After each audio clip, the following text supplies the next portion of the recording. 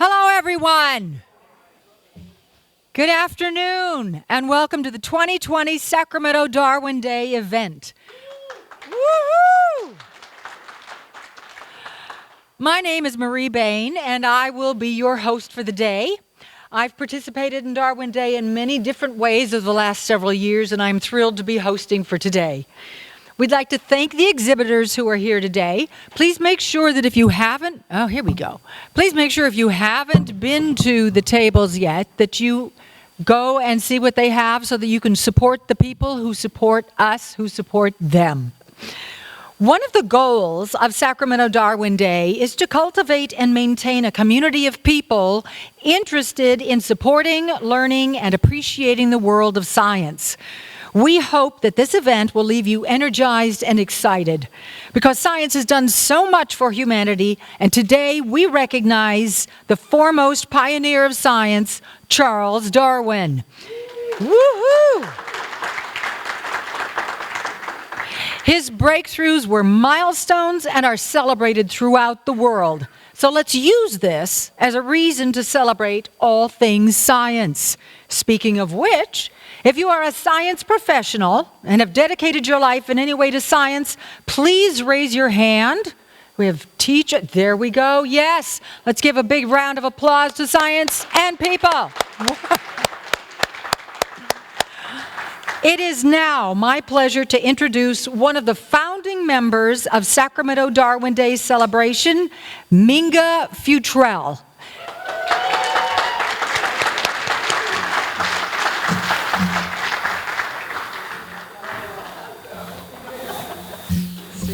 It's a little tall for me. Yeah, is that better? Can you hear me okay? Yeah. Well, welcome everyone. I'm pleased to see you here. Pretty nice for February day, but a bit breezy out there. Earlier this week, it was projected that Sacramento's temperature today just might reach 65 degrees Fahrenheit. 65. Well, I should probably note for you that according to Associated Press, 65 may be the actual record temperature reached this week in Antarctica. Scientists are double-checking, as scientists are prone to do, but it is actually a record temperature being reported. Then if it is, those various penguin species down there just are going to have to adapt or else. Because as many of you who follow and actually have some confidence in what our science researchers are saying, unlike many of our fellow citizens, we here on Earth are barreling full force ahead to produce even higher climbs for those poor creatures. That's my sad news of the day. Nothing to celebrate, but the doggone unvarnished truth, the reality achieved through scientific methods, and that's what science does. It tells us nature's truths as best we humans can ascertain them. Remember that. Okay, I better get on to, I've got that off my chest right now. But here we are in a happier 65-degree circumstance. It could be actually pouring rain, as it was one year at Darwin Day.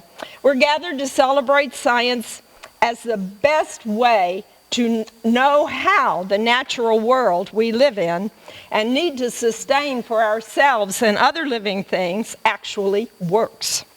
We're here to learn something new and to honor Charles Darwin and to eat up some of his birthday cake. That's what we do here in Sacramento at our Darwin Day Educational Gala. We take note of his close-by birthday, celebrate his tremendous contribution to our understanding, and we mark science for its ongoing contributions to humanity.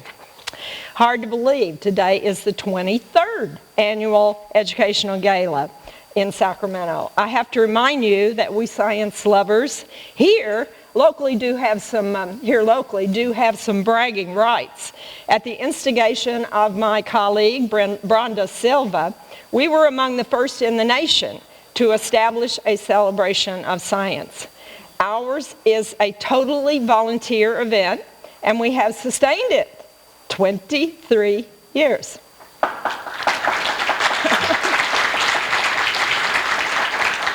We are simply residents of this community who want to toast science for its benefit to all of humanity. And there are other local celebrations, as she mentioned, out there in other parts of the world, the nation, different types, lectures, museums, displays, film showings, things.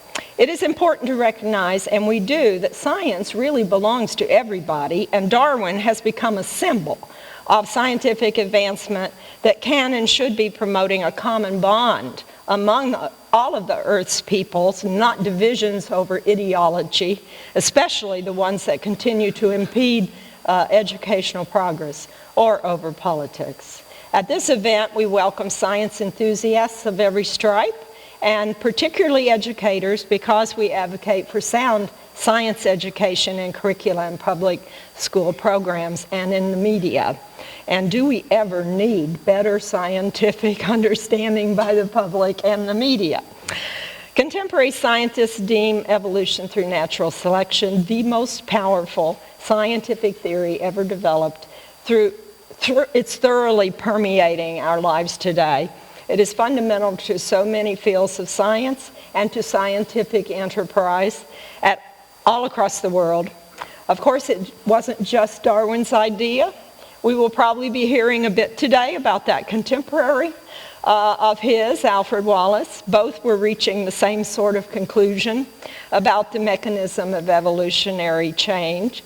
And having Wallace hot on his heels actually helped to spur Darwin into publishing, thereby garnering for himself a bundle of notoriety and, over time, some cultural headaches as well. Now, it says on your program that I am supposed to deliver some sort of call for action. Well, I can blame that particular wording on Patrick Desmond, the fellow to whom I handed over the baton for this event a couple years ago. He's been doing such a great job for us, acquiring our presenters and coordinating all of us independent thinkers to get those tasks done for this event, as well as getting us involved in marching for science, in the Walk for Science, and in pursuing our newest project, which is sponsoring the high school level biology award at the Sacramento Regional STEM Fair. And our event chair will be up here later after the speaker. Okay, now I'd best get to that call for action that he had put into the program. In preparation, I looked up to see what I had said last year along those lines, that he must have thought that that's what I was doing then, because that's how it was labeled this year. And I found out that here's a little bit of what I was saying. Seriously, folks, with climate change quickly gaining on us, and many of our lawmakers still denying the science of it, a citizenry with a grasp of science is the strongest defense against the unsettling future we face on this planet. In the current social and political context, we must now work harder than ever to preserve sound science as a hope for humanity. I ended with what seems to me today a comparatively weak request. It was next year, bring your friends and family to Darwin Day. Perhaps your co-workers and neighbors, but for now, have a good time. Well, what did that do for science, I asked? Did it have any benefits? I don't know, of course, if you were here and pursued any action at all. What I do know is that last year, for the first time, I chose to do something specifically for science. After Darwin Day, I became a sustaining member of a gung-ho science organization, letting it extract a certain dollar amount from my bank account every month. And consequently, I have been closely following actions that it has been pursuing. And now I can say of its activities, I myself have personally been involved in supporting science. I highly recommend to you that if you can, at all, financially, do that kind of thing. It is such a great feeling. I couldn't be prouder of what I have seen this organization do across the past year. I've had annual memberships of many different types of charitable organizations, but having a supporting membership is serious, and mine's for science. It just feels good. So here is my call for action to you in 2020. Take a personal step to actually strengthen science yourself. That is, if you can give this type of support to some science organization that you favor, then do so. It doesn't have to be the one I joined. Many local groups here within a stone's throw would offer support opportunities. But I wouldn't mind if you knew actually who I chose. I chose the Union of Concerned Scientists, and I'm pretty proud of what they have been doing lately. And you don't have to be a scientist to join. Public support is welcome. Now, you may not have the spare change for that type of action. Okay, then presuming you have a phone or access to a computer of some sort, then use them. There are abundant ways to actually voice your support for science with some additional specific action that you take voluntarily, particularly, I will say, with legislators that are on science committees, be they local or state or national. Know who those legislators are that are serving on those committees. They need your voice. They need to hear what you think. If there was ever a time that science needed your support, now is the time. It is being actively undermined, exactly like a table that somebody's sawing off one of the legs. Don't take this action out of fear for the future, although I do admit I have some trepidation on our prospects, looking at our prospects. Do it out of love. Most of us do cherish scientific method. We value authentic science education. That's why we're here today. So come on, let's do it. Let's each of us do something extra after Darwin Day. Execute a new deed to personally strengthen science yourself. Something that we haven't taken if we hadn't, do something that you wouldn't have taken if you hadn't come to Darwin Day today. You'll see it really feels good. So let's either put our money or our mouths into action in 2020.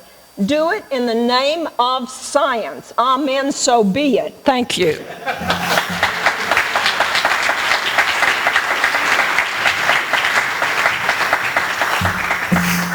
Thank you, Minga. She has kept this thing going for decades, and it's fabulous. I want to restate that, unfortunately, we found out when we were doing projections, etc., things are a little washy here.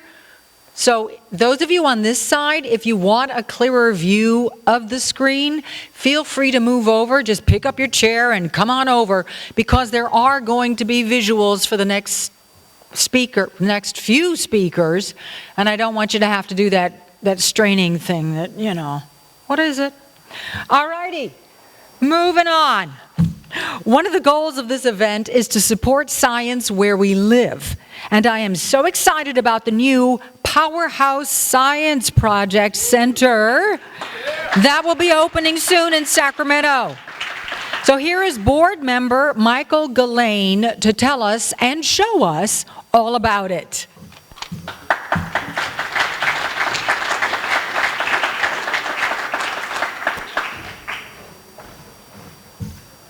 Hello, everyone, and thanks for having me back. We're just about 14 months from the opening of our new Science Center. Woohoo is right. And has the presentation been loaded? Yes. Okay, perfect. So what I'm going to do is just quickly go through a few things, and I'm going to digress in a few areas. The new Powerhouse Science Center Again, our mission, serve as a dynamic regional hub that inspires and engages people of all ages to the wonders, possibilities, and responsibilities of science. And this is an area where we have great passion. There's so much innovation that's going on, a lot of exciting things in our own area. But what does it mean if we don't also take a look at the responsibilities that we have at that technology? And that's one of the things that I believe is going to make our science center different from any of the other great science centers around. And we'll be talking about how that affects us in our lives, on our planet, and then beyond. I know these don't work out too well. How many of you driven past on I-5, seen the building going up? Well, this is a very exciting week. Jaboom Street will actually be closed down Tuesday, Wednesday, and Thursday. And anyone familiar with construction tilt-up walls? If you look here, and I'm going to walk over, there's all this flat space that eventually is going to become parking lot.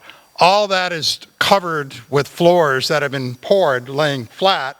They've been curing for about 2 weeks. This is the week the cranes come in, lift them up, put them in place. So we go from virtually nothing except the historic building to where the planetarium will be and the rest. So it's pretty exciting. They tell me, Mike, don't come. Sometimes things don't go exactly right. You know, a little crack here or there, but we're on schedule, which is what matters. So what I'm going to point out is just a few of the exhibits and then what a little quick walkthrough will look like. Nature detectives. We like to think of our science center as supporting both the social, economic, and educational needs of the community. And our youngest learners' first experience often is with nature. And that's what Nature Detectives is all about. And even though we like to tout about going from what we say is pre-K to gray, and where all our programs will go, certainly getting the youngest learners engaged is critical for us. Water. I just talked about some of the things that we say, what will be unique about our science center? The story of water in California is really quite fascinating. And beyond that, if I could digress, to use one of my digression points I said I was going to use, what I'm very excited about is one of the exhibitions, or one of the exhibits within the exhibition there, will actually be a challenge. Multiple people will be sitting down, and one may be representing fish, wildlife, another one representing the farmers, another representing drinking water, and it's quotes a game. But the only way you can win is if everybody cooperates and understands. It's a good water year, it's a bad water year. What do we have to do to work together? And our hope, of course, is from that single part of the exhibit that I've taken a digression down on is people understand, I get it, it's not about one faction. We need to work together and make decisions together. This is probably a good time for me to expand on the whole, what we say is pre-K to gray. Yes, it's great to young people interested in science, technology, engineering, and math. But we as adults need to vote on very important criteria. So again, our hope in coming through our exhibitions, there'll be the opportunity for young learners, folks all the way on through to high school. We'll talk about that in a moment. And of course, we need to vote on very important issues. And our place hopefully is a place where we can just talk about the science of the issues. I was actually at a meeting downtown the other day where they were talking about 5G. And just somehow, whenever you walk into a city building, it's not intentional, but you just feel like you're in a political environment. We want this to be a place where we can talk about the science, and hopefully we have all your support about that. Picture of health. This will be our health gallery in just 2 quick points. Not only will there be the normal kinds of exhibits you see on the human body, but we're also going to highlight specific advances, areas in technology going on in a multimedia way, so people get a sense for what's on the cusp of the new things that will really be impacting health for us. And there is so much that is going on, as you know. Sustainable solutions. This will be primarily focused on energy. I'll show you a slide at the end. We were able to actually expand this exhibit a little bit, and one whole part now we're going to be able to focus on the case for climate change. Now, this was always a part of the exhibition, but my hope is whether you believe or you don't believe or where you're at, there are facts, and the facts are indisputable. And as I said, we want to make this a place where we can talk about the science, observation, scientific method pointing to what's going on. Destination space. It was a challenge getting into space. It was a challenge getting to the moon. But what about colonies? How would you colonize on the moon? How do you get to Mars? We are working very closely with one of our longtime sponsors, Aerojet Rocketdyne. When I talk to them, I don't know if anybody here from Aerojet Rocketdyne. Good, I won't embarrass myself then. They talk about ion propulsion. They don't talk about just rockets getting up there. It's how do you get from the moon to another planet? And there's going to be a large focus on then what happens next. Our planetarium, 120-seat planetarium. This will be state-of-the-art. And by the way, the days of the star ball are kind of behind us. These are projection systems now. So they actually, in the biz, they call them media domes. So these are literally domes. We can do conventional shows, but we'll be able to do nature shows. We'll be able to do shows on the environment. We'll be able to do all kinds of programming and integrate that with the rest of our exhibitions. But our planetarium also serves two other purposes. We can also use it as a lecture hall that will seat about 140. That's pretty exciting under this 46-foot dome to be able to hold lectures, but the seats are removable too. So we've already had one request for somebody wanting to get married under the stars in the planet. But just imagine the fun things we can have. And let me just plant the seed right now. I know next year will be too early, but an invitation to you, if you ever want to hold a Darwin Day event, please let me know and we'll make that available for you, okay?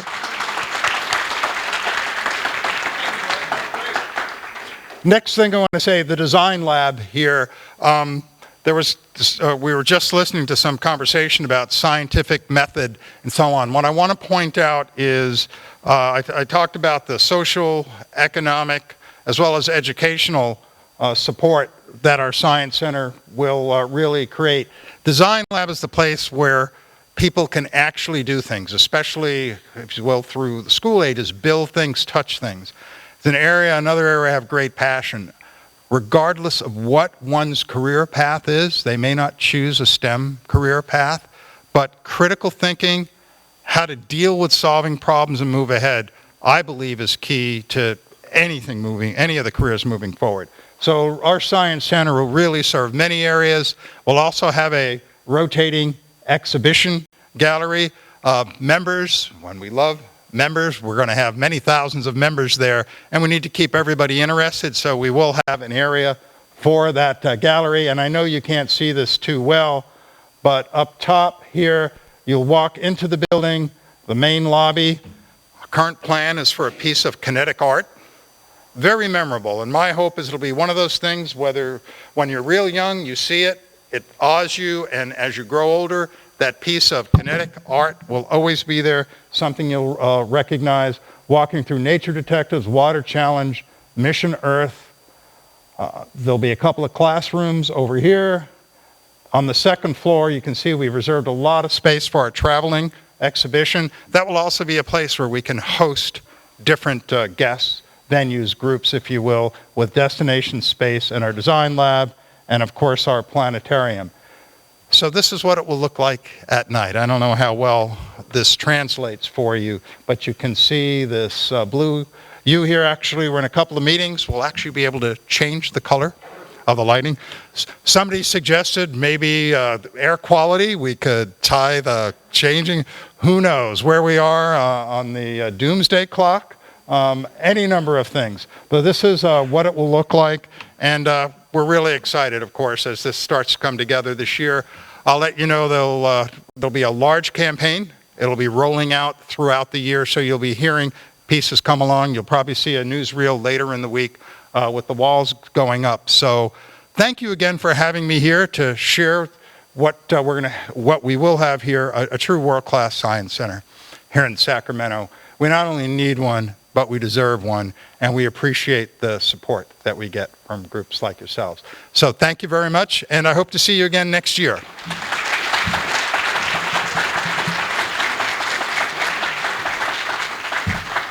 This is so exciting. I think it's fabulous that we have this wonderful center coming here, and I hope that all of us will be there when it opens. Yeah. Okay, now for something a little bit different. We're going to have a little quiz.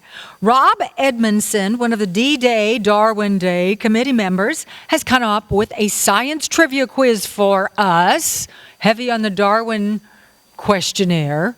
So we're going to project the question on the screen, and then hands will go up from all of those of you who know the answers, and we'll find out what it is, and then we'll move on, all right?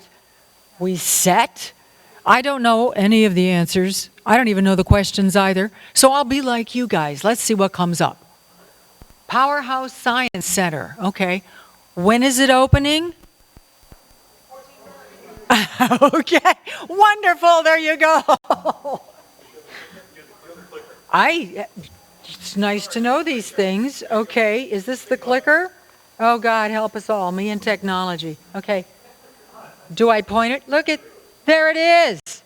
What is the name of the ship on which Darwin took his famous voyage? Hands up, come on. There you go. I'm never going to do hands up, guys. You should know this. Even I know that one. Okay, there it is. What islands did he famously document? What? Someone's going, Clara. Oh, it would be you. You're being picky, Claritania. Let's see what it is. Galapagos! The turtles. Come on, the tortoises. They're fabulous. What kind? Come on. This is really tough. Let's all say it together. England. Wow, even I got that. Come on. Where's the pointer? Oh, there it is. Where is he buried?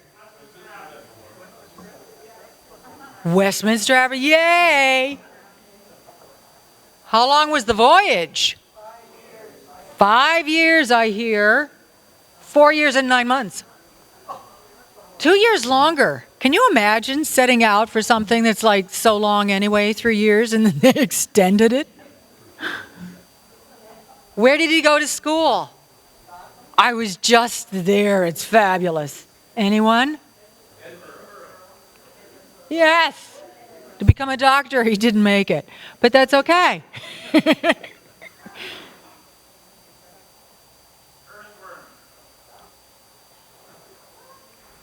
Yes! Yay! What British currency?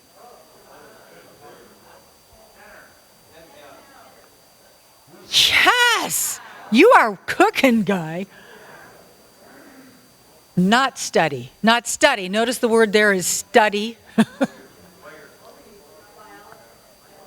Lawyer. There it is. What famous geologist's work? Anybody? Yes. Who got that? That was you. Yay. Oh, we have two. Who was the complainer? How can you complain about dinosaur? Come on. Ah! Yes! Wow! Powerhouse has served. What year was it founded? Anybody? Because guess? Either 1949 or 1950 or 51. Let's find out. Ha-ha! And that's it. Woohoo! Science. Gotta love it. Thank you, Rob. That was really fun. All righty, here we go. It is my pleasure to introduce today's speaker, Sal Manna. Mr. Manna is an accomplished journalist and author who has dedicated himself to telling the stories of Northern California. In addition to the book he'll be discussing today, which is right here, Glorious Trees, Alfred Russel Wallace in California. Mr. Manna is a contributor to the work of Darwin and Wallace biographer James Muir and the Wallace Correspondence Project at the Natural History Museum in London. A resident of Calaveras County, Mr. Manna also contributed to Arcadia Publishing's Images of America series. A 1976 graduate of the School of Journalism at Northwestern University, he is the founder and president of the nonprofit Society for the Preservation of West Calaveras History. Please give a warm welcome to our speaker, Sal Manna.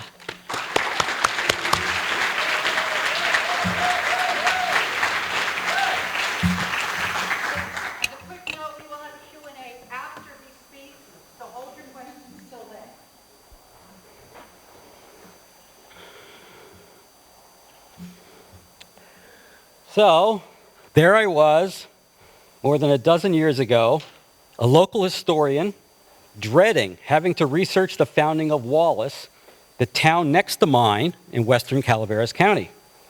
Wallace is not an uncommon name, and the man after whom it was named John Wallace.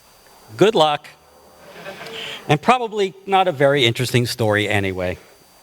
Then I discovered that John Wallace was the older brother of Alfred Russel Wallace, that Alfred was one of the most famous men of science in the world, and that he was credited as a co-discoverer of the theory of evolution with Charles Darwin. Oh, and that Alfred came to California, to San Francisco, Sacramento, Stockton, even to Calaveras County in 1887. And that no one had ever written about his 51 days in California before. I obtained a copy of the journal he kept during his trip and began collaborating with the Wallace Estate, the Wallace Correspondence Project at Natural History Museum in London, Darwin biographer Jim Muir, and Wallace descendants. California History, the magazine of the California Historical Society, published my article, A Brothers Reunion, Evolution's Champion, Alfred Russel Wallace, and 49er John Wallace. And 3 years ago, Glorious Trees was published. So here I am today, speaking about Alfred Russel Wallace at Darwin Day in Northern California. Now that you know how I got here, let's talk about how Alfred got here. Our story begins in 1858. So Wallace had penned an essay entitled On the Tendency of Varieties to Depart Indefinitely from the Original Type, and sent it to Darwin with the hope that he would pass it on to the esteemed Linnaean Society. Upon reading it, Darwin was, to say the least, distressed. Someone else was advancing a theory he had been developing. So the Society diplomatically presented Wallace's paper, accompanied by unpublished writings by Darwin. The Society introduced them by saying that, quote, the gentlemen having, independently and unknown to one another, conceived the same very ingenious theory to account for the appearance and perpetuation of varieties and of specific forms on our planet, and both fairly claim the merit of being original thinkers in this important line of inquiry, but neither of them having published his views, though Mr. Darwin has for many years past been repeatedly urged by us to do so, and both authors having now unreservedly placed their papers in our hands, we think it would best promote the interests of science that a selection from them should be laid before the Linnaean Society. The next year, prompted by Wallace's public head start, Darwin finally published On the Origin of Species, and the evolution of the theory of evolution began. Now, Wallace acknowledged Darwin's genius and proudly championed Darwinism. Wallace once said, some of my critics declare that I am more Darwinian than Darwin himself. And in this, I admit they are not far wrong. I have said that if Darwinism had not existed, we would be talking today about Wallaceism. As it turned out, thankfully, a nasty dispute over evolution's creation never materialized. Darwin once wrote to Wallace, quote, I hope it is a satisfaction to you to reflect, and very few things in my life have been more satisfactory to me, that we have never felt any jealousy towards each other, though in some sense rivals. When fellow men of science later objected, because of Wallace's belief in spiritualism, to Alfred being given an annual government pension, Darwin rallied to his defense. Darwin's 1882 funeral at Westminster Abbey, Wallace was one of his 10 pallbearers. But Darwin and Wallace were as different as two Victorian men of science could be. Darwin, born into a wealthy and well-known family, graduated from Cambridge. Wallace hailed from unremarkable ancestry, had a grade school education, and was a surveyor by trade. Darwin was a man of his time and social position, and for the most part, kept his head down.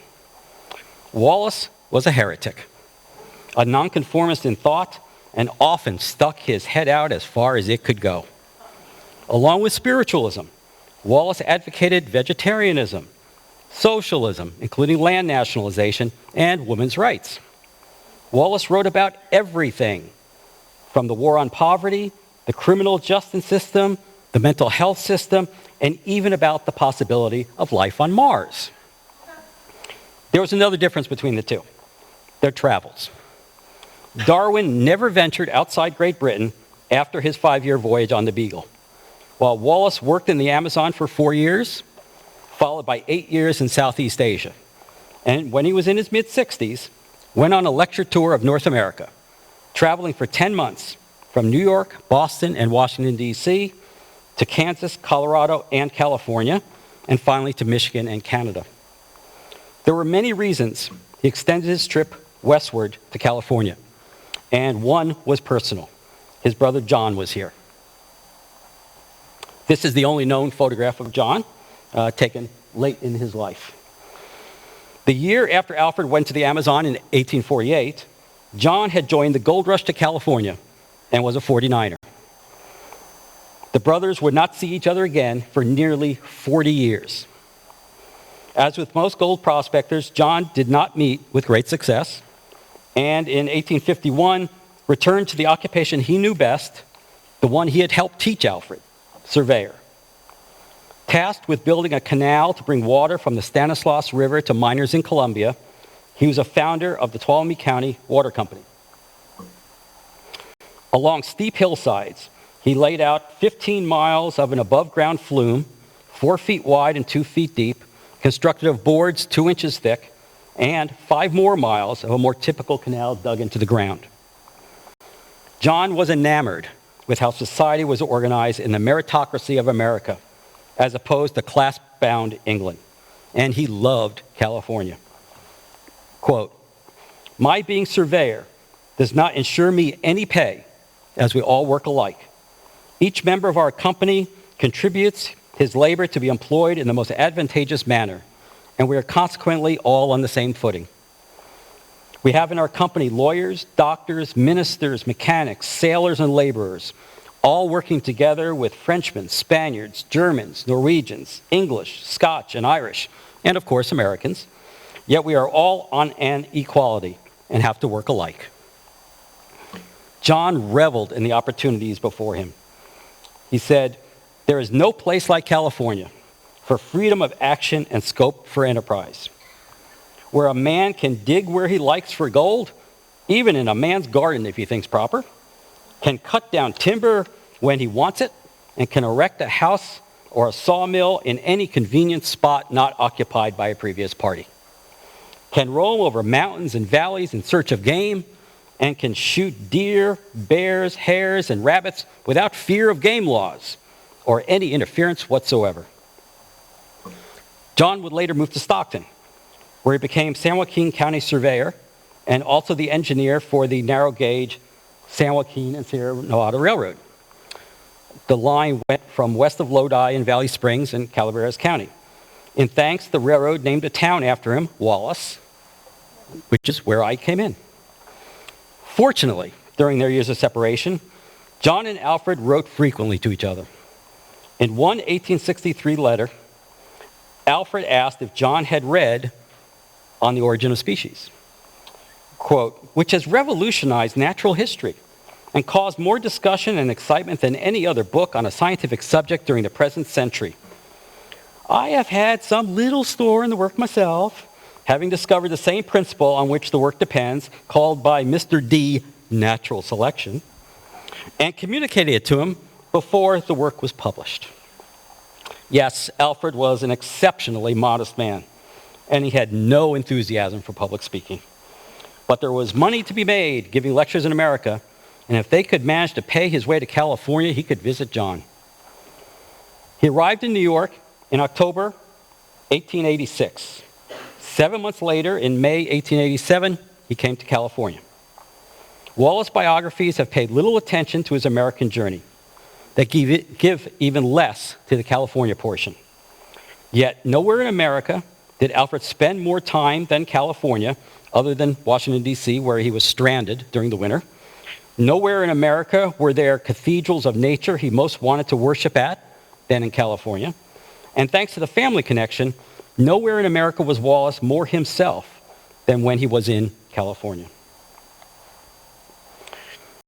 Alfred arrived on the Central Pacific train from Sacramento at the Oakland Long Wharf, right there in the back, and walked to the ferry that crossed the bay to San Francisco, where John met him at the dock. Alfred was not the most expressive of men. After having not seen his brother for nearly 40 years, his reaction, which he recalled in a letter, was, quote, "John looks older than I remember him." And rather scruffy. At the time of his arrival, San Francisco was the 8th largest city in the U.S. and the largest west of the Mississippi. With its educated class and successful entrepreneurs, San Francisco was on the cusp of being hailed as the Paris of the West. This is the only known photograph taken of Alfred in California. At his hotel, Wallace was besieged by callers, led by the most prominent men of science in the state. Joseph LeConte, the University of California's first professor of geology, natural history, and botany. H.W. Harkness, president of the California Academy of Sciences. George Davidson, who founded the first astronomical observatory on the Pacific Coast. Edward Holden, president of the University of California. And E.W. Hilgard, the Berkeley professor, considered the father of soil science in the U.S. And that was just the first afternoon. Alfred Sutro, one of San Francisco's most prominent citizens, invited Alfred to his estate. All wanted to meet the man who flew the flag of Darwinism. Alfred gave 3 speeches in San Francisco. The first was at Pioneer Hall, and naturally, it was on Darwinism. Introducing Wallace to the audience was LeConte, who said that he, quote, felt quite sure that, except as a matter of graceful form, Dr. Wallace needed no introduction, as every student already knows him by his works to be the greatest living champion of the law of evolution. Wallace acknowledged that evolution was being presented to a different generation and was not being understood as it should. Recognizing the rise of anti-evolutionists, he offered a brief overview of beliefs before and after Darwin and set about in a rather matter-of-fact manner to explain the theory. This is what he said. Darwin believed at the outset that each species had been derived from some other closely allied species. Variation is anything but symmetrical, and it extends to every part and every organ and is not infinitesimal, but very appreciable. It used to be held that variations were exceptional, but they are the rule in the reproduction of species. Variation follows a definite law, natural selection, the survival of the fittest. Darwin afterward applied his theories to man in his relation to the lower animals. Man's whole bony and organic structure bears an extraordinary relation and similarity to those of the higher apes. Was there then a fresh act of creative power to produce man after all other living nature was made?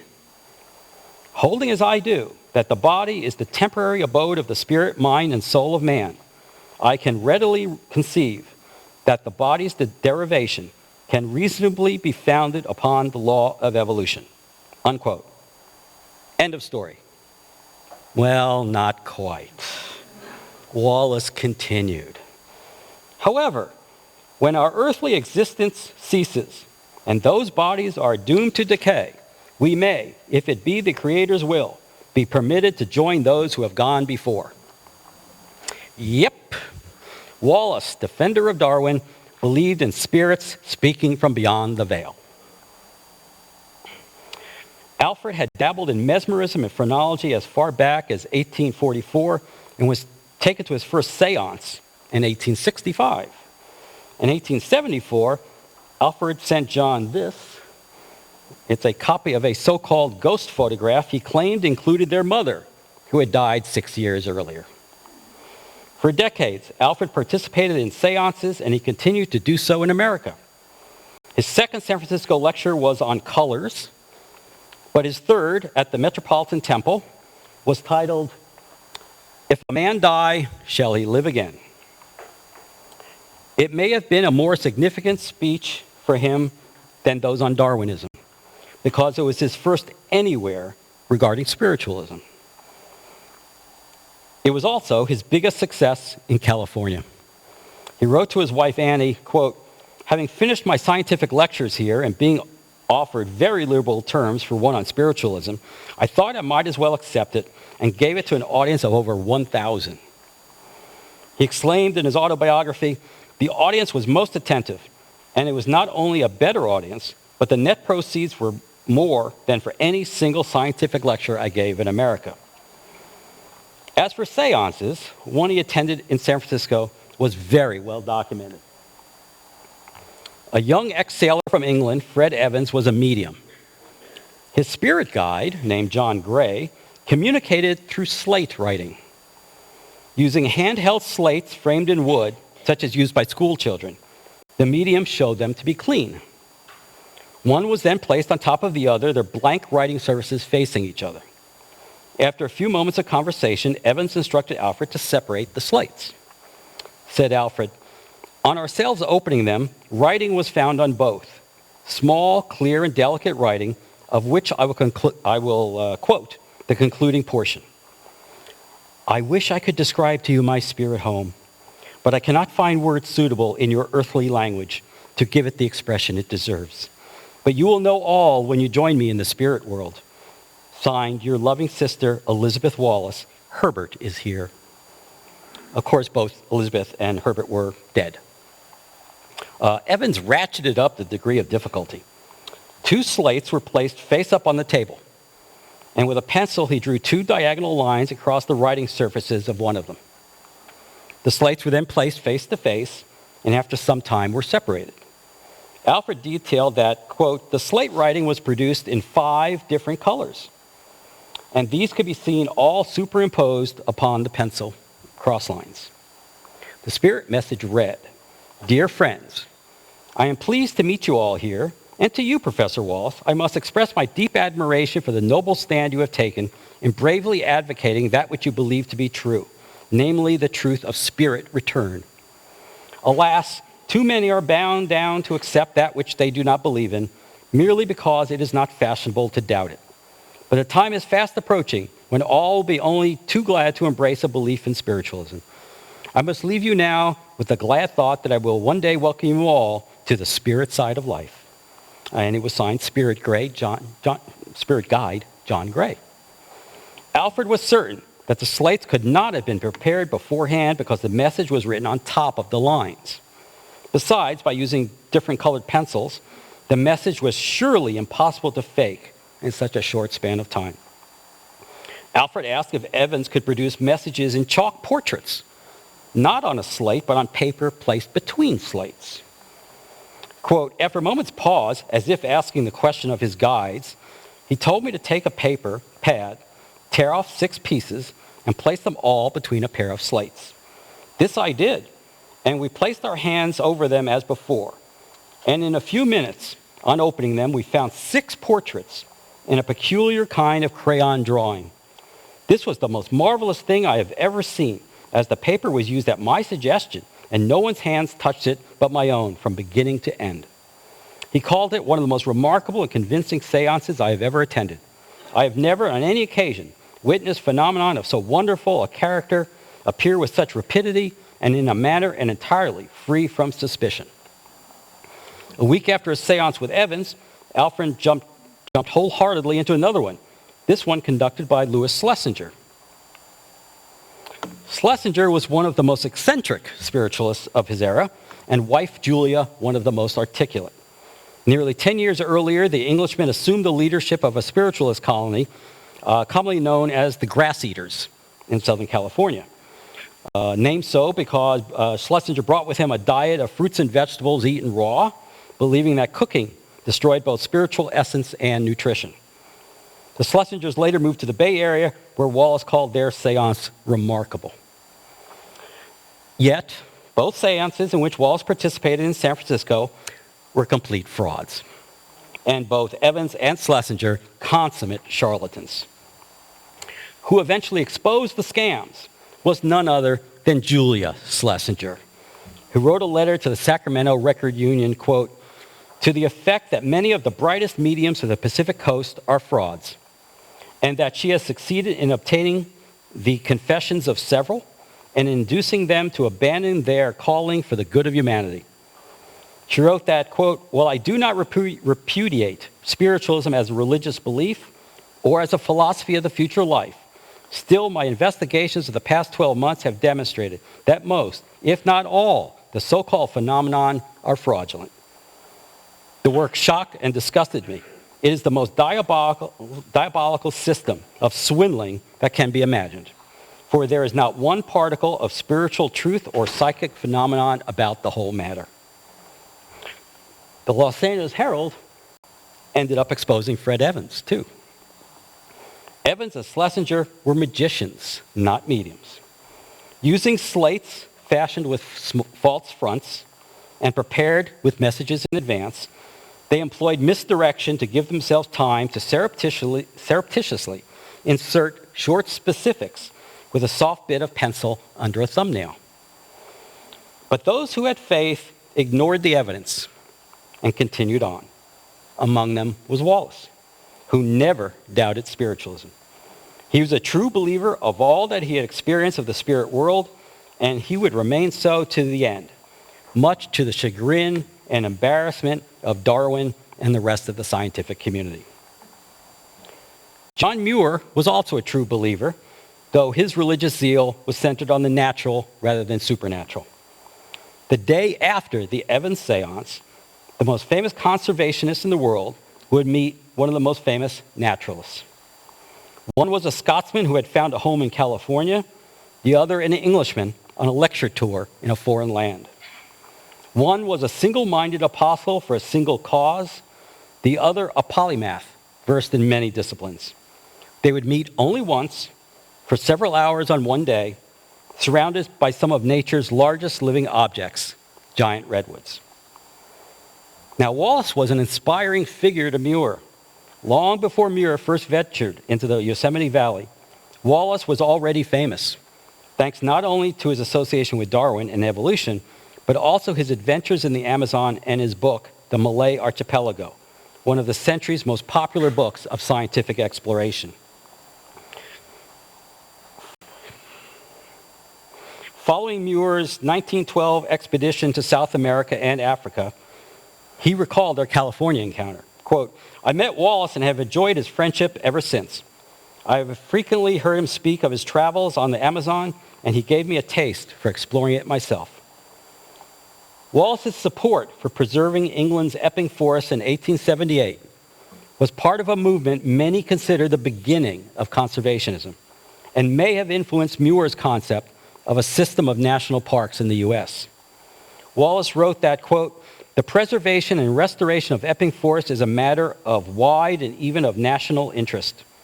The method of procedure now decided on will determine its condition for generations to come, and our successors will not forgive us if, for want of due consideration, we fail to make the most of the great opportunity which here offers itself.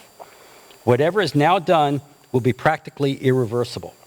It is therefore of the highest importance that those who have given thought to the subject should now make their views known and lead to the adoption of a plan worthy of the occasion and which we may not at some future time have reason to regret. Those are words Muir would echo regarding California forests. Wallace and Muir drove in a buggy a few miles into the mountains east of Oakland, where logging in the late 19th century had decimated the redwoods. All that was left was a forest of stumps.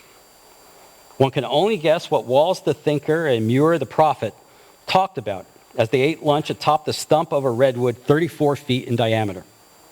One can only guess that they discussed the need for conservation, the concept of national parks, and perhaps Wallace's desire to visit Yosemite, as well as the Calaveras Big Trees. One can only guess because neither man wrote about their conversation. But, putting a heartfelt exclamation point on their visit, Wallace later sent Muir a copy of the studio portrait of Alfred shown earlier. On the back, he wrote, "John Muir, Esquire, with Alfred R. Wallace's kind remembrances." Muir kept the photograph among his personal papers for the rest of his life. Finally, John escorted Alfred to Stockton to stay with his family. And hold on a second.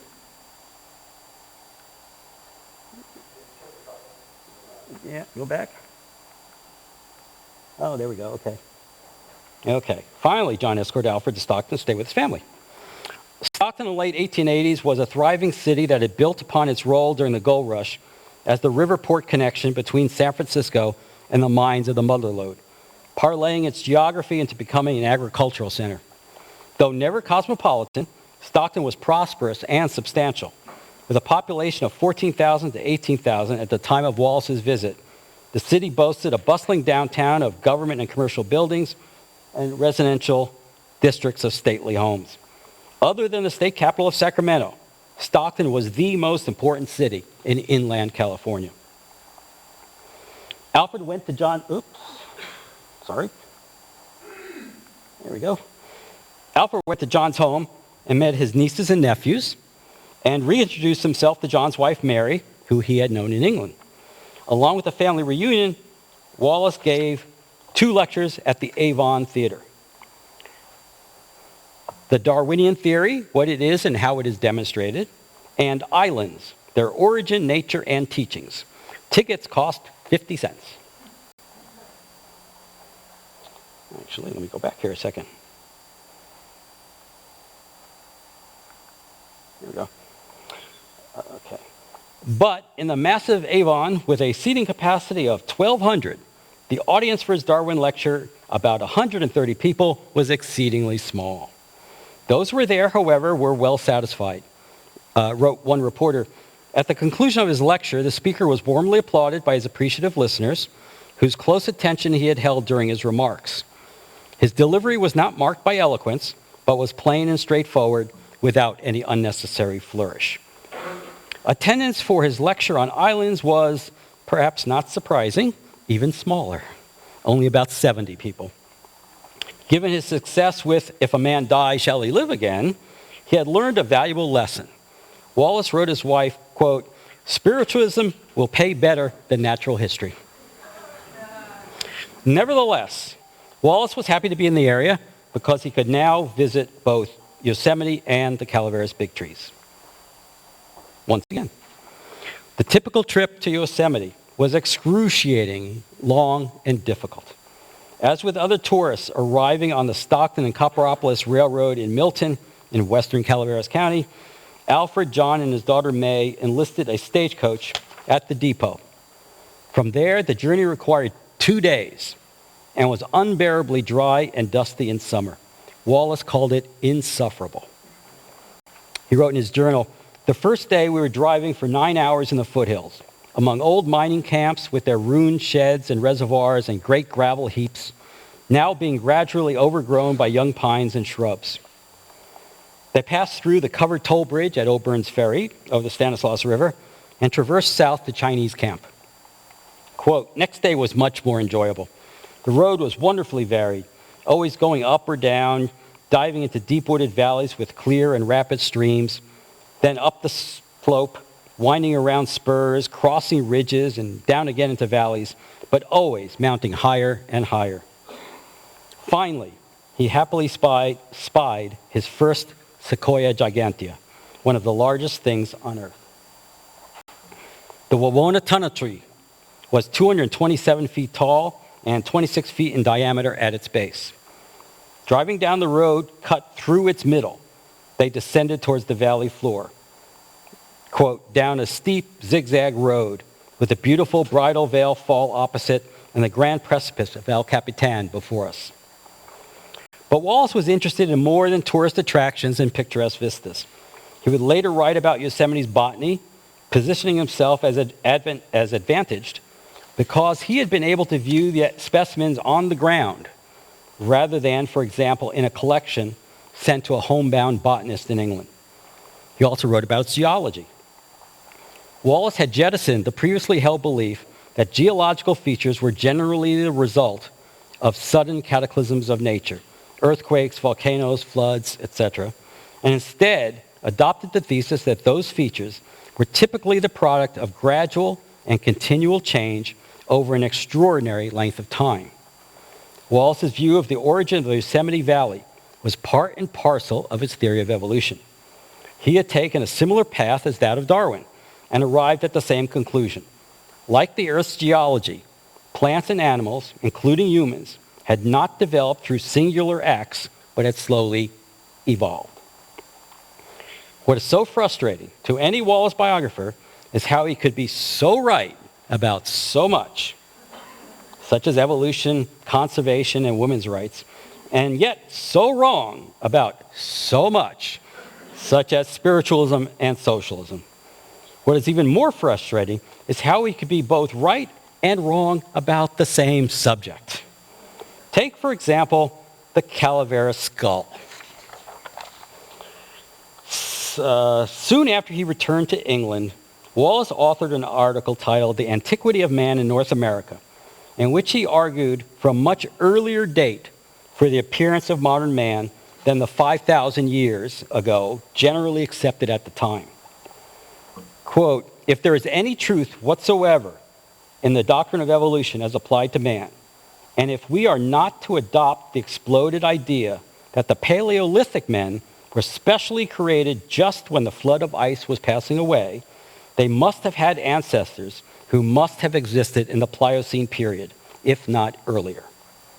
The clincher for him was the discovery of the Calaveras skull more than 20 years earlier. The initial story about the mysterious skull was that in 1866, outside Angels Camp in Calaveras County, miner James Matson dug up what he thought was a tree root. He brought the unusual artifact to storekeeper John Scribner, who after cleaning a portion of it realized it was a human skull. A few weeks later, Scribner gave it to William Jones, a physician and natural history buff in the nearby town of Murphys. Jones sent the skull to Josiah Whitney, head of the California Geologic Survey. Since the skull had supposedly been entombed in gold-bearing gravels dating from about 11,700 years ago, Whitney proclaimed, "The skull is therefore not only the earliest pioneer of this state, but the oldest known human being on the continent." Wallace agreed with Whitney and shot back at critics who expressed doubts about the skull's prehistoric origins. He defended the Calaveras skull because he felt that discrediting it was an attempt to discredit evolution, and Darwin's champion would tolerate none of that. Not having modern man in the Pliocene era would, quote, "play into the hands of those who can adduce his recent origin and unchangeability as an argument against the descent of man from the lower animals." But Wallace, as well as Whitney, were just two of many victims of one of the most celebrated hoaxes in natural history. An anonymous source told a reporter in 1898 that, quote, "I had that skull in my store for weeks before the scheme of making sport out of it was thought of." According to that account, Scribner had decided to use the skull to play a joke on his friend Matson the miner. Another account suggested that Ben Kuhn, owner of a hotel in Angels Camp, was the instigator. If it was Kuhn, this was not the first tall tale he had concocted, nor the most famous. When Mark Twain holed up at the hotel 2 years earlier, he heard Kuhn relate a story about a gambler who rigged a distance contest between frogs by filling one of them with buckshot so he could not jump. That story would become the basis of the celebrated jumping frog of Calaveras County, whose publication jump-started the illustrious career of the former Samuel Clemens. In any case, someone planted the skull in a mine shaft where Matson could find it. The sequence of events which ensued was more outrageous than hoped for when the skull found its way to Dr. Jones, who in turn sent it to Whitney. Continued the anonymous source, "So the story began, and that is all there is in the business." Whitney and Wallace were indeed correct about the earliest humans appearing in North America, no more recent than about 12,000 years ago. But the skull was not evidence. That issue was put to rest in 1992, when radiocarbon dating of a fragment found with the skull was determined to be no more than 2,170 years old. The Calaveras skull was of modern, not ancient origin, likely that of a member of the Native American Miwok tribe. With Yosemite crossed off his bucket list, there was one more naturalist mecca Wallace yearned to experience before he left California, the world's largest grove of Sequoia gigantea. Wallace entered the Calaveras Big Trees, as did most tourists, on the road from Murphy's that ran directly between the sentinels. And if you don't believe me, believe it or not, that arrow points to the entry. This is the ledger for the Murphy's Hotel, signed by Wallace, to the right of that indecipherable arrow, on June 11th, 1887. He started the visit by measuring the dimensions of several of the mammoth trees, a delight for the surveyor in him. Quote, "The huge dimensions of these trees are seen best by measuring them at considerable heights," he wrote. Now, the common methodology of using DBH, diameter at breast height, which is 4.5 feet above the ground on the uphill side of a tree, did not satisfy him. He measured the sequoias higher up, beginning at 6 feet above the ground, a practice that is standard today for sequoias because of their disproportionately large circumferences at their bases. But Wallace exclaimed about more than the height and width of the sequoias. Quote, "The chief feature of this grove is the abundance of trees to be seen in every direction, of large or moderate size, and with clean, straight stems showing the brilliant orange-brown tint and silky or plush-like glossy surface, characteristic of the bark of this noble tree when in full health and vigorous growth. In no forest that I am acquainted with is there any tree with so beautiful a bark or with one so thick and elastic." He eschewed a mellow horse ride on a bridle trail for a more challenging 6-mile walk up the South Grove. Quote, "Over a spur and then down a long descent through fine forest, with small clearing and lumber camp to Stanislaus River, rushing over huge boulders of granite and among massive rocks, then up a very long, steep ascent. After he reached the top, after a short distance level, a moderate descent to Beaver Creek, a shallow stream over a pebbly bed. Cross barefoot, knee deep, then up again, and soon after passing ridge, met first sequoias." The Agassiz tree remains today the largest living tree measured by trunk volume at Calaveras Big Trees. This photograph, believe it or not, was taken during a hike I led as part of Wallace 100, which was the worldwide centenary commemoration of Wallace's death. It is really special for any biographer of any historical figure to not only visit the very same places your subject visited, but to read the words he wrote in his journal while there. Quote, "One named Agassiz is 33 feet wide at base and has an enormous cavity burnt in it 18 feet wide at entrance and the same in depth, and extending upwards 90 feet, yet tree is in vigorous growth." The naturalist noted that very absurd statements are made to visitors as to the antiquity of these trees, 3,000 or 4,000 years being usually given as their age. He pointed out that the rings on the discovery stump, that most ancient of sequoias, had been counted, 1,240, and thus, when felled, was approximately that many years old. Wallace was unabashed in his praise of the sequoia. "I have crossed this mighty continent from Plymouth Rock to the Golden Gate. I have crossed the Alleghenies and the Rockies and the Sierra Nevada. I have wandered on the mighty prairie where the bodies of the now almost extinct buffalo lie in heaps upon the ground. I have gazed upon the mighty Niagara and on the liquid torrent of mud that mighty Missouri rolls down to the sea. I have looked up with aching eyes and breaking back at the Washington Monument and at the huge precipices of the Yosemite. And lastly, and most recently, I have wandered for days in the glorious pine forests where grow the majestic sequoias. The one thing that has more impressed and satisfied me than anything else I've seen in America." Amid all the exaggerations of guidebooks and popular writers, they remain one of the living wonders of the world. Perhaps more than anything else to a lover of nature, worth a journey across America to see. Of all the natural wonders I saw in America, nothing impressed me so much as these glorious trees, which sounds like the title of a book. But he also had a warning. Unfortunately, these are within the power of man totally to destroy, as they have been already partially destroyed.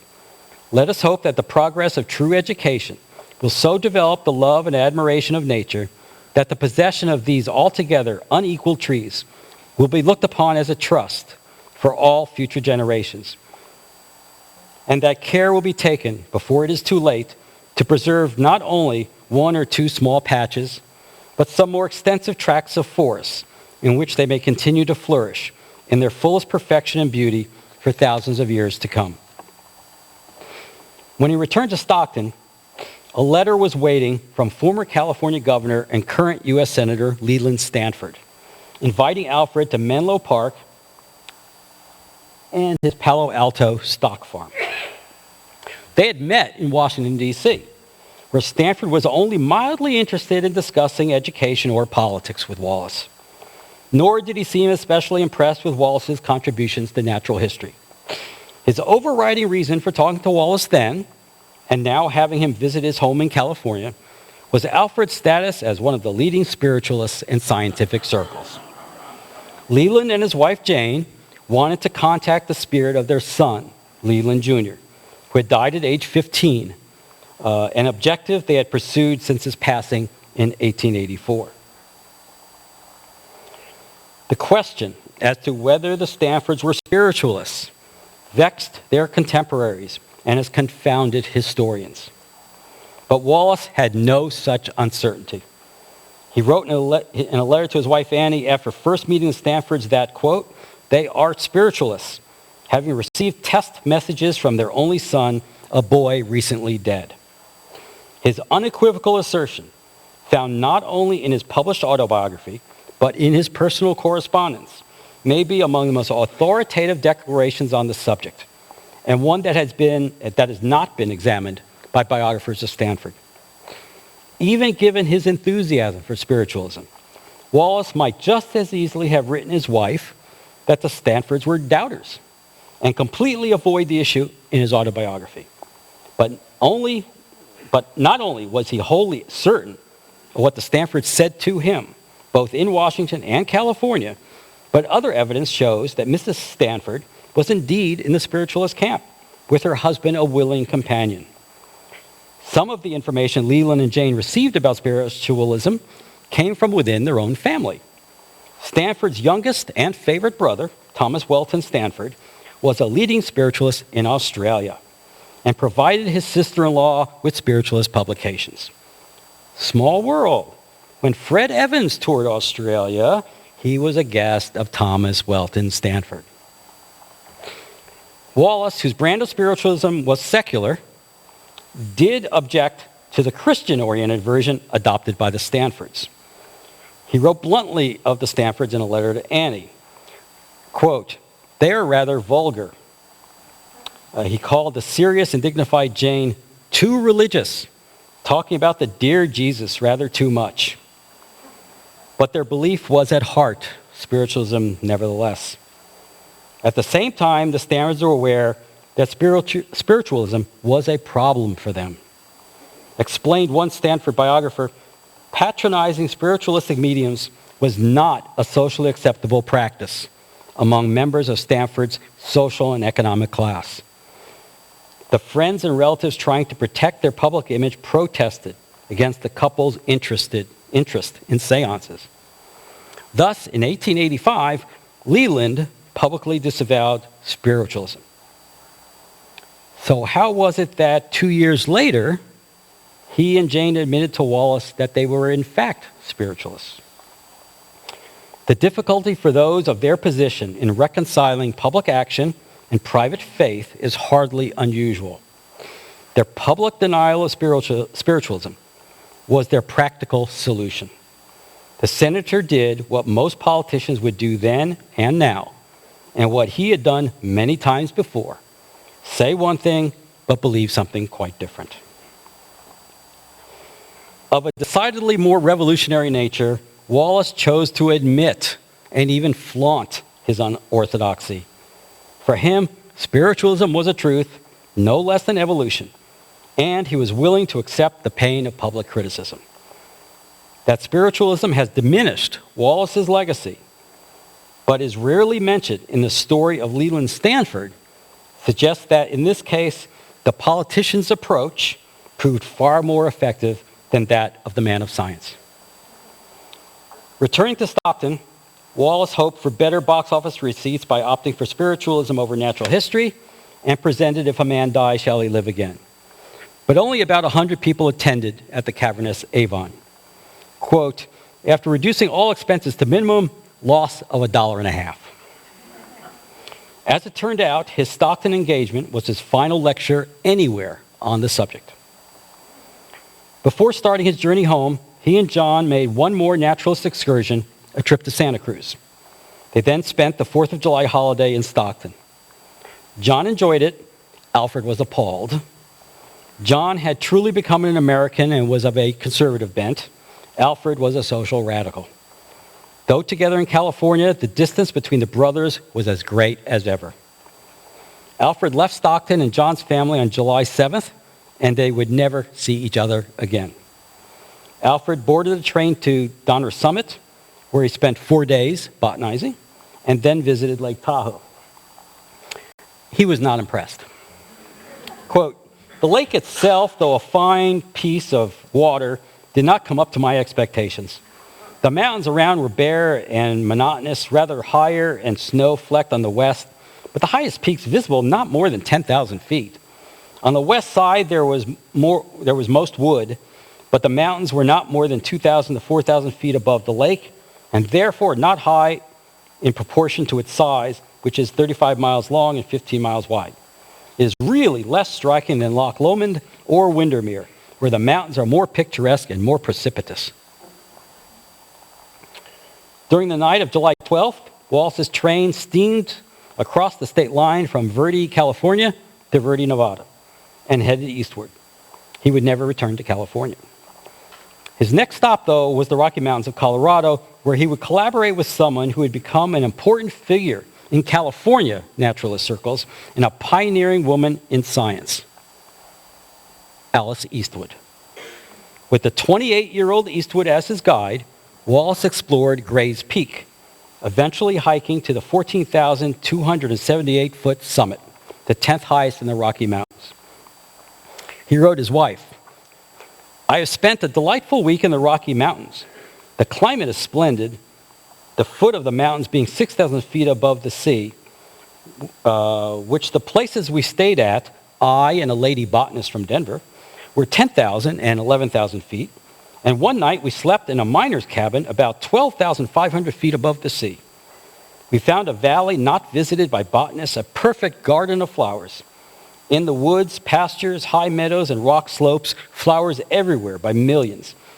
I have not been so well for years as I've been in America, especially in the mountains, where my walking and climbing without such fatigue astonished myself. Wallace and Eastwood were kindred souls, and they remained friends and frequent correspondents for the rest of their lives. In 1891, Eastwood moved to San Francisco after being hired as an assistant at the California Academy of Sciences. By 1894, she was its head of botany, remaining in that position for 55 years. During the San Francisco earthquake, she saved their collection personally. Wallace moved on to Chicago and Michigan, where he gave his final American lectures, and visited Canada for several days, booking his passage from Quebec to Liverpool. On the 11th of August, the SS Vancouver weighed anchor, and Wallace departed America. So, what did he think of America? As for the land, Wallace was far too polite to be blunt anywhere but in a private letter. Quote, my own impression hitherto is that America is a splendid country to travel in, but a very poor country for an Englishman to live in. In the East, the winters and springs are unendurable in their severity and changeability. Here the summers are equally unendurable for their drought, heat, and dust. Here in California, the ground is all bare or yellow with burned up herbage. I have traveled 500 miles through it already and have seen no green spot. He labeled most of the landscape raw and bare and ugly, exhibiting none of the simple rural beauty of England and other parts of Europe. He charged that there was an unnatural ruggedness, a want of harmony between man and nature. His final conclusion, he said, is that, quote, this is for you, Bill, England, with all thy faults, I love thee still. As for the people, he was both critical and hopeful. Quote, amid all my wanderings, I've been impressed with the truth and insight of Dickens in his estimate of the American character. It is implied in the eternally repeated questions, and how do you like America? How do you like our beautiful country? What do you think of our great country, sir? And there's everywhere the suggested implication that a poor, downtrodden Britisher ought to be filled with unalloyed admiration and even envy of this great and free and glorious people who are the smartest, cutest, cussingest, and most dollar-making people in the universe. Though he acknowledged that, quote, everywhere there are indications of a deep love of nature, a devotion to science and to literature fully proportionate to that of the older countries, while in inventiveness and in the applications of science to human needs, they have long been in the first rank, his view of the American people was scathing.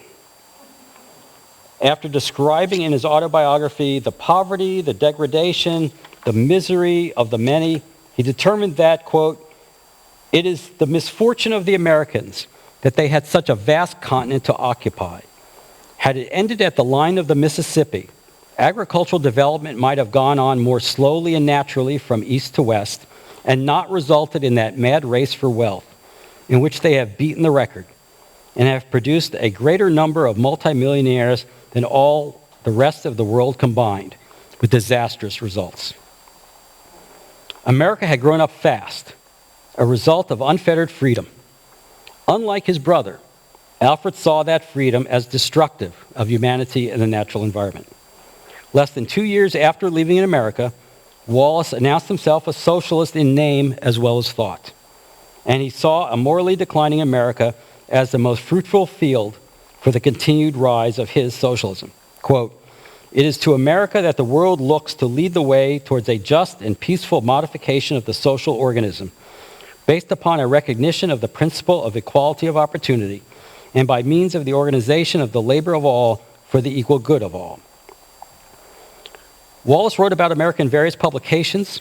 He authored articles in everything from its flora, geology, and archaeology to its museums. His American experience also inspired him to look backward and author a new book on evolution.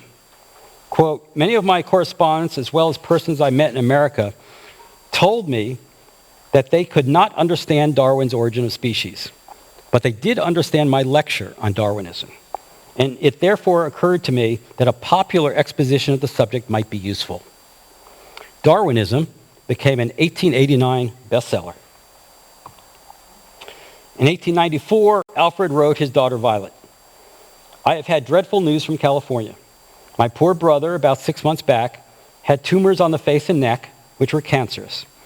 They had to be cut out at a hospital in San Francisco, and either it had been left too long or was badly done. But they cut the nerve so that he cannot open one eye and can hardly move his jaw to eat.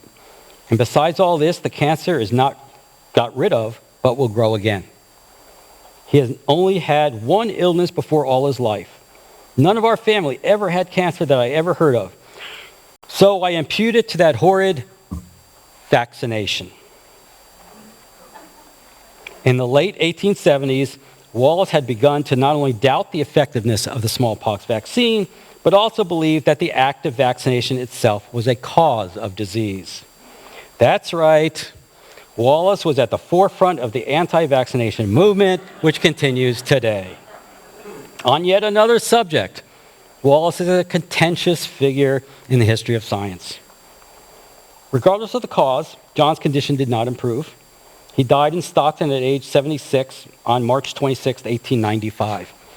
Alfred wrote, A few weeks ago, I had the expected news of the death of my poor brother after months of dreadful pain. John's obituary called him perhaps the best-known surveyor who ever held the office, and gave him the greatest compliment a surveyor of the time might hear, that the farmers all swore by the lines he run. His status as a 49er was also lauded. Among all the Argonauts who came to California in early days in search of the Golden Fleece, none was better known throughout the mining regions than John Wallace.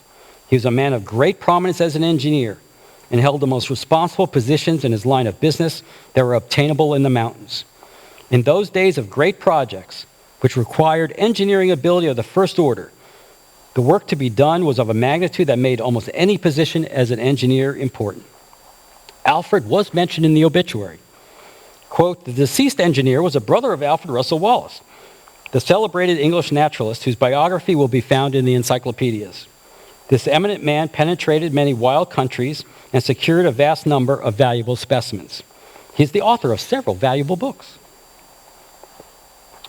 When Alfred's death neared, it was announced on the front page of the New York Times. On the 7th of November, 1911, at his home in Broadstone, Alfred Russel Wallace passed away at age 90. The day after, that newspaper published not only an obituary but an editorial that noted that he, quote, visited the United States and lectured in various cities in the winter of 1886 to 87. Forgotten completely were his spring and summer in California. Unlike Darwin, who was buried at Westminster Abbey, Alfred's family acceded to his wishes that he be buried near his home. His grave was marked by a 7-foot-tall fossilized tree trunk. Quote, a link to his wanderings in the forests of the Amazon and the archipelago, and his days in the redwood and sequoia groves of California. And that connection to California has continued in many ways. One occurred in 2012, when his great-grandson Bill and his family came to California from Canada, and I had the pleasure to introduce them to Wallace, Calaveras County, and also to John Wallace and his family, all of whom are buried in Stockton. Alfred's worldwide legacy also continues thanks to another town in California, Hollywood. The iconic movie character of Indiana Jones, the scientist adventurer, owes a tip of the hat to Alfred Russel Wallace. Wallace's first suggestion for the title of his autobiography was Thoughts and Memories of a Rolling Stone. Indeed, his mind gathered no moss. He wrote about an amazingly diverse range of subjects, one far wider than Darwin, and perhaps in greater length, breadth, and depth than any other man of science of his or any era. Given the multitude of subjects upon which he opined, he was bound to make errors. His life taken as a whole, however, reveals an extraordinary man of the 19th century, a man very much ahead of his time. In an interview published posthumously, he offered that, quote, truth is born into this world only with pang and tribulations, and every fresh truth is received unwillingly.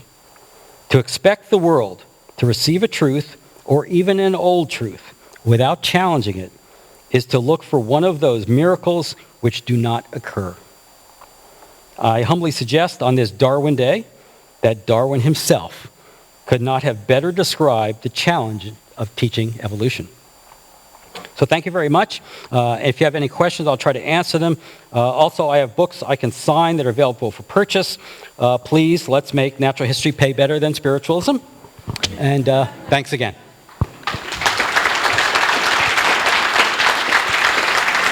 Stay right there, Sal. I've got the first question, and then we've got a couple minutes for questions.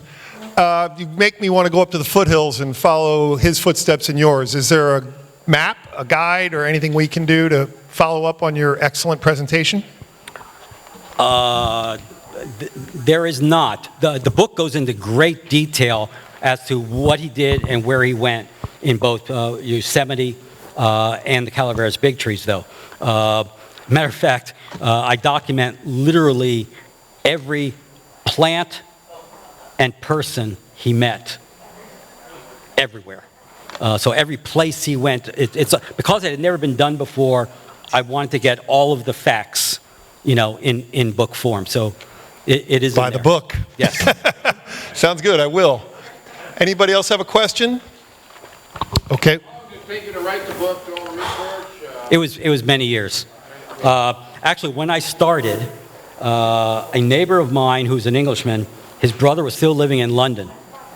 And he went to the Natural History Museum in London, just to show you how long ago this was, and was allowed to take photographs of Wallace's letters. No, they were not scanned. They were not available online.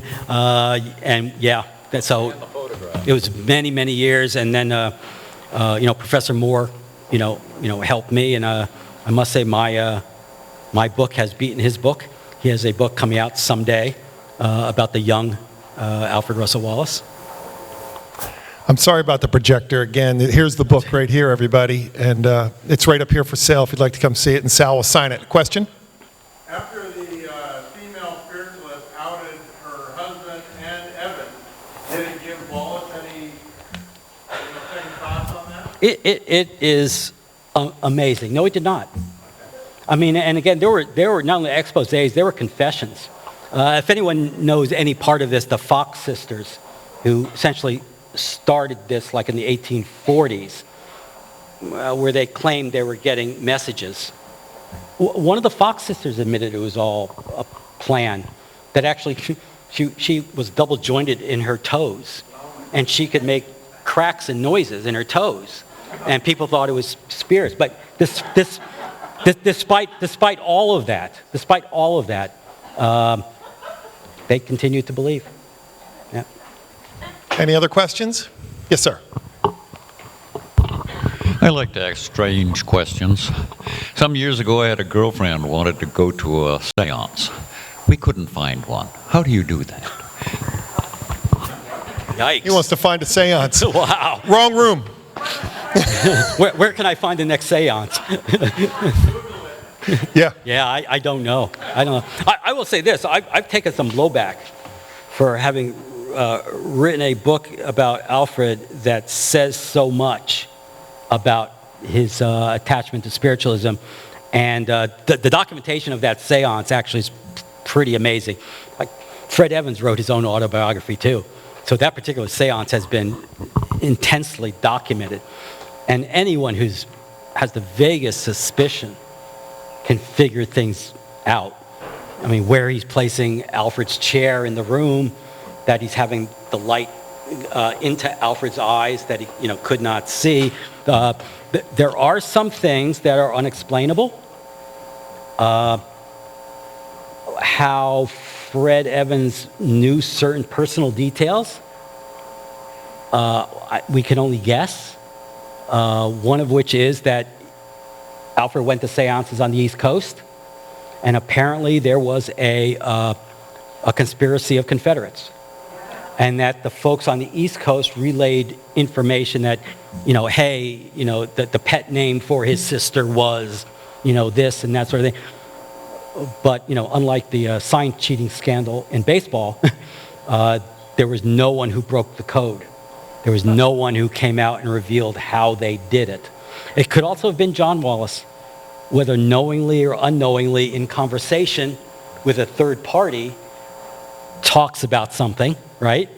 And that third party is beholden to give that information back to Fred Evans, and then he spouts. But it's what, I've been to the Magic Castle in Hollywood, and their mind readers are unbelievable, and you can't imagine how the mind readers work. But they do. They do.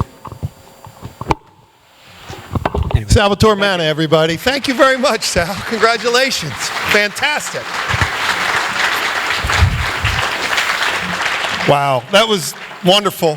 Again, my name is Patrick Desmond. I'm currently the chair of the Sacramento Darwin Day, and it's truly an honor, and it's always fun to think about who we're going to invite to present every year, and we've had the evolution of the eye, and this year we went towards the historical storytelling side of things, and next year we may be back into more clinical scientific presentations. You never know what you're going to get. We are open to suggestions. We're a small but enthusiastic committee, and my job here today is to thank everyone. I'd like to start with our audience. Thank you very much for attending. Again, we really appreciate it. We see a lot of friendly faces. I'd like to thank the committee, of course. They've done a great job. As always, the kitchen crew does a thankless job, and they have a great spread for us for our little birthday party afterwards. I'd like to thank Rob, our newest member, who did a great job with the AV. I got a good plan for next year. And then in 2 years, Minga, we're going to the Powerhouse Science Center, buddy. I've been stalking them for years. And he said it, and you all heard it, and we got it on film. We're going, we got it on tape. We got it on tape. So that's really good news, because I think we're going to be able to tap into a younger, more diverse crowd there. And it's just going to be wonderful, and it's going to be a great experience. And I hope to have Darwin there forever, Darwin Day celebration every year there. Before I go off and we sing Happy Birthday, I'd like to take a minute to recognize a committee member who's dedicated so much time and effort to this event. And it's been decades that this gentleman has volunteered and helped with stage managing and working with speakers and just made this event happen. And without his knowledge, it would not have happened. And he's just been a fantastic partner to work with, and we're appreciative to have him. And he's moving into the category that Minga enjoys. I don't know if you notice how relaxed she is all day, sitting there, not doing anything. Now that she's a committee member emeritus, we wanted to recognize and thank for his dedication to our cause, Bill Potts. Bill, can you come up here, please?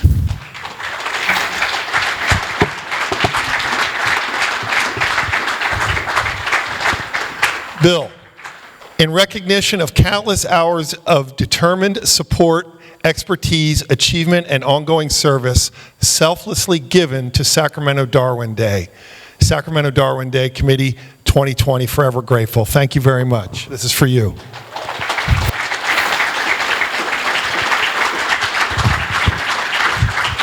Thank you. You may have noticed me staggering around sometimes. My doctor told me that that is normal, that I get woozy sometimes. You may have seen me do that. But don't worry, I'm only 84. I'll continue for much, much longer. Who's oh, there's a lot of people over 84 here, right? If you'd like to raise your hand. Oh, yeah. Anyway, I thank everybody for the applause. I thank our speaker for speaking. And I don't know what else I can say. Thank you, Bill. We have a surplus of the programs. If you didn't get one, keep it as a souvenir. We have a very big overflow on the corner there. Okay, and Bronda, of course, is going to get a whole fistful. Thank you, Bill. Thank you, everybody. Bill Potts. Thank you, Bill. Again, Sal's got books up here for sale. Please come on up and see him afterwards and get one autographed. We always close with a happy birthday. I'd like to thank our wonderful MC, Marie Bain. Can you come back up? How about a big hand for Marie? She stepped up for us this year, and we can't thank her enough. Alrighty, so we're just going to wrap this up real fast here. Thank you so much for coming. I think it's been a great Darwin Day. We always sing happy birthday. We're going to say to Charlie, because it scans that way. And it's 2020, so he is 211 years for his birthday, which will be the 12th. So here we go. Happy birthday to you. Happy birthday to you. Happy birthday, dear Charlie. Happy birthday to you. Wonderful. Have a fabulous day. Thank you so much for coming. Make sure you go back and get some cake and munchies and visit the tables too. Thank you. Bye-bye.